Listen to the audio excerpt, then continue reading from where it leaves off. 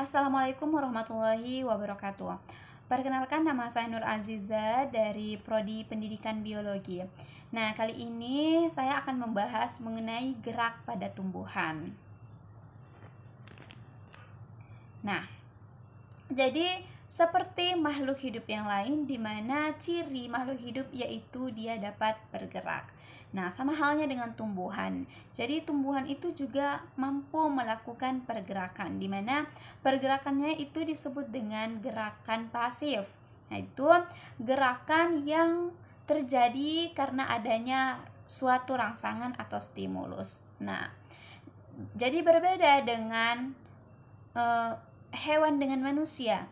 Kalau hewan dengan manusia, dia itu bisa bergerak secara aktif, yaitu gerakannya dibantu oleh alat gerak sehingga ia bisa berpindah tempat sepenuhnya.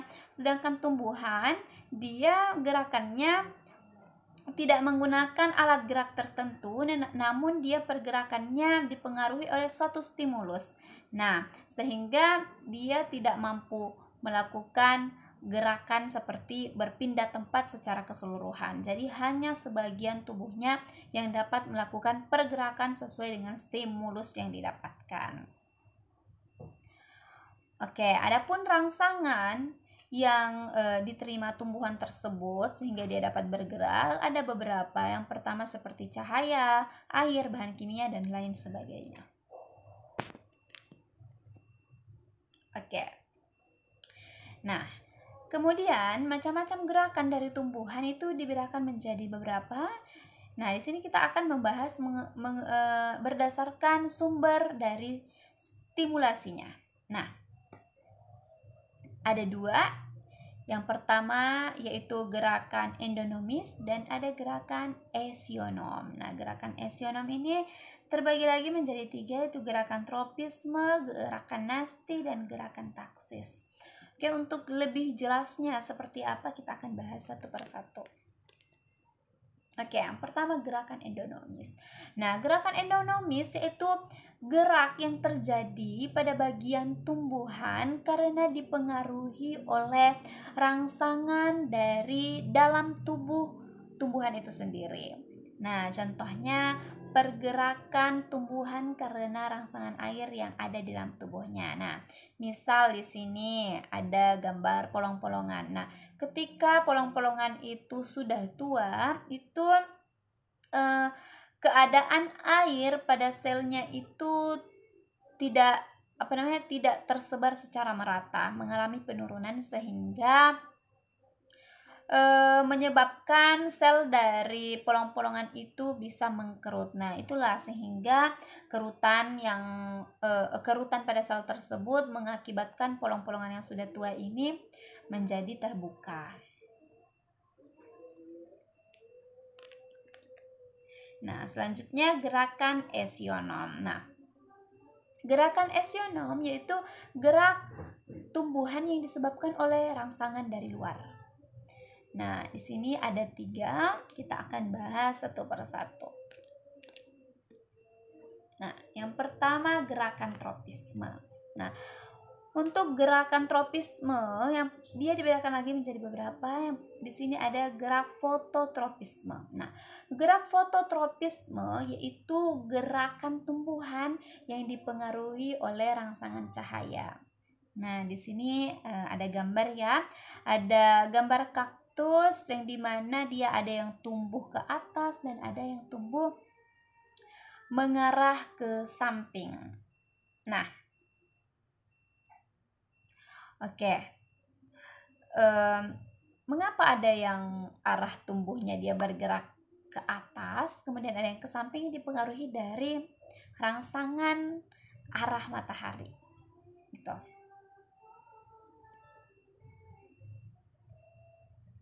Oke.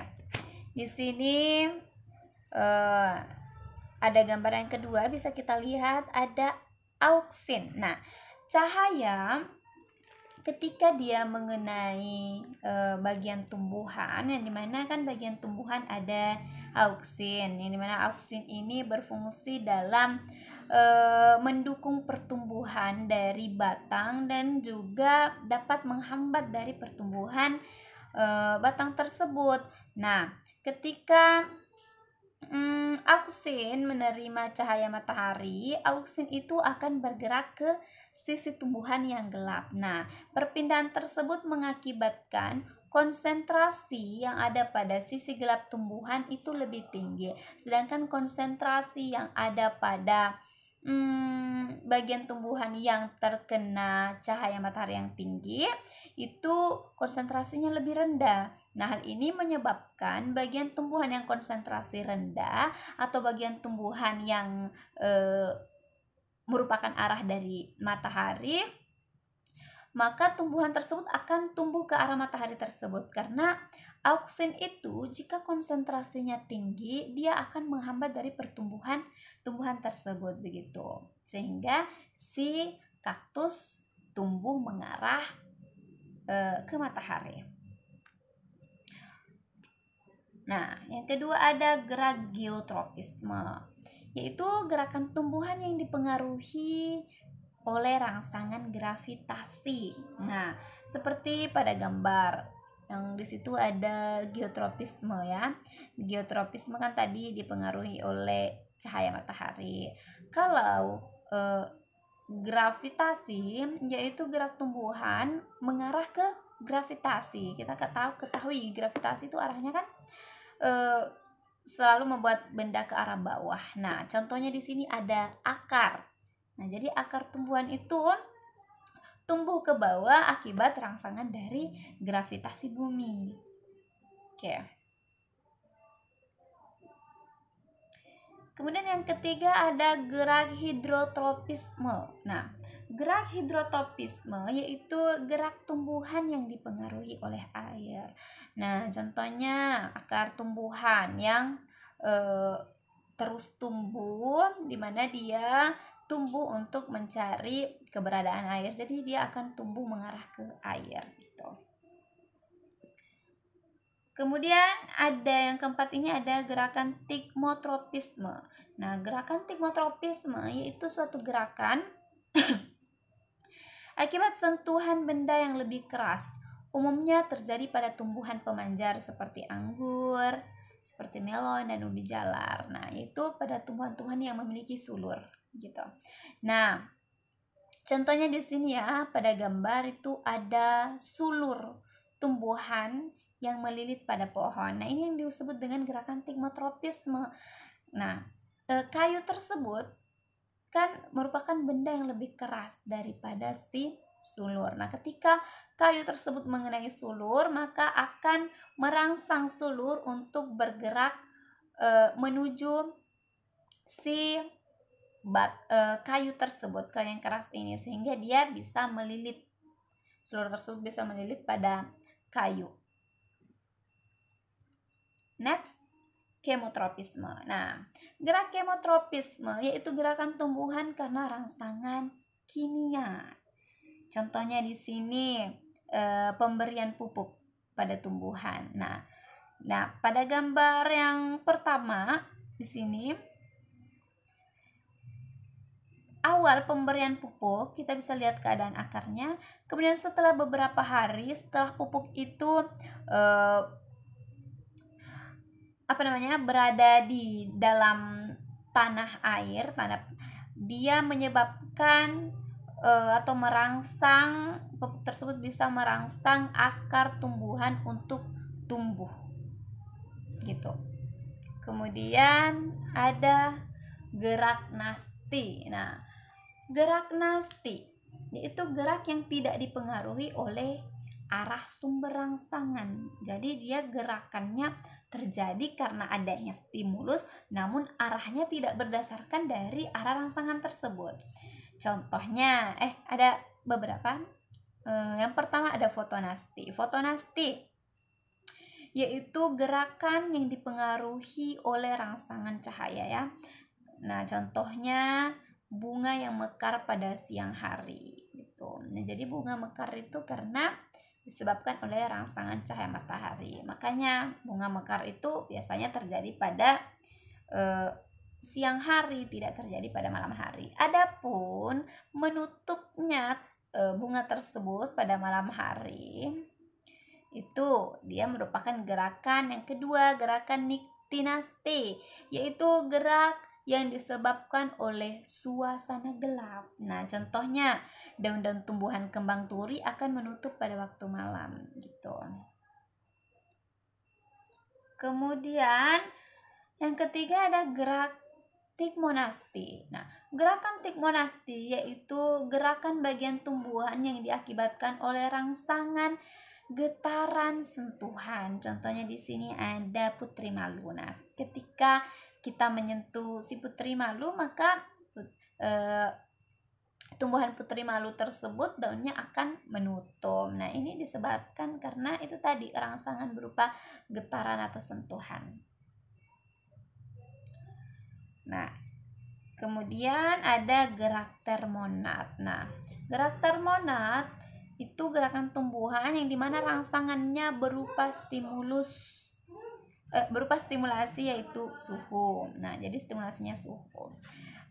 Contohnya pada bunga tulip. Nah, bunga tulip itu dia akan mekar pada suhu yang hangat, sedangkan pada suhu yang dingin bunganya itu akan menguncup begitu, tidak mekar. Nah, jadi bunga tulip dia ketika suhunya tinggi maka dia akan mekar, sedangkan pada suhu rendah dia akan menutup.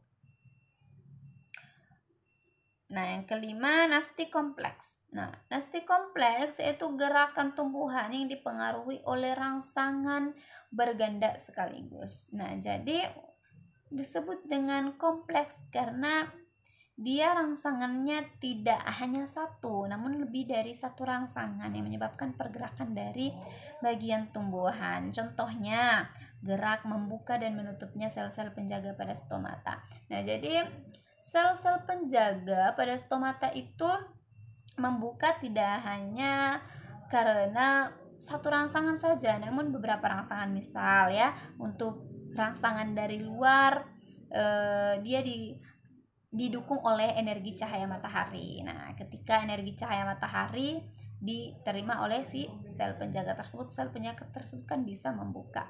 Sedangkan rangsangan dari dalam, contohnya kalium. Nah, kalium itu bisa menyebabkan juga stomata bisa membuka, ataupun konsentrasi atau keberadaan air pada bagian tumbuhan. Nah, itu juga bisa menyebabkan stomata menjadi terbuka. Tekanan turgor ya. Kemudian gerakan taksis. Nah, gerakan taksis yaitu gerak arah tumbuhan yang dipengaruhi oleh stimulus yang akan datang. Nah, jadi dia dipengaruhi oleh rangsangannya. Gerakannya itu dipengaruhi oleh arah rangsangannya gitu. Nah, pertama di sini ada gerakan fototaksis. Nah, fototaksis berarti dipengaruhi oleh cahaya. Contohnya di sini ada gerakan kloroplas ke sisi sel yang memperoleh cahaya. Iya, karena kloroplas kan fungsinya sendiri itu menerima dari cahaya ya. Kemudian ada kemotaksis, yaitu suatu gerakan yang dimana geraknya itu diambil oleh bahan kimia tertentu begitu. Jadi ada bahan kimia yang memicu pergerakan dari bagian tumbuhan tersebut. Nah, contohnya di sini ketika betina mengeluarkan bahan kimia, maka akan mengakibatkan sperma itu bergerak menuju sel telur.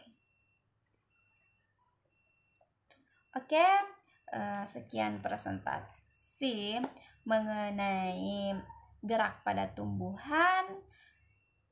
Semoga yang menyaksikan dapat memahami. Oke, saya mengucapkan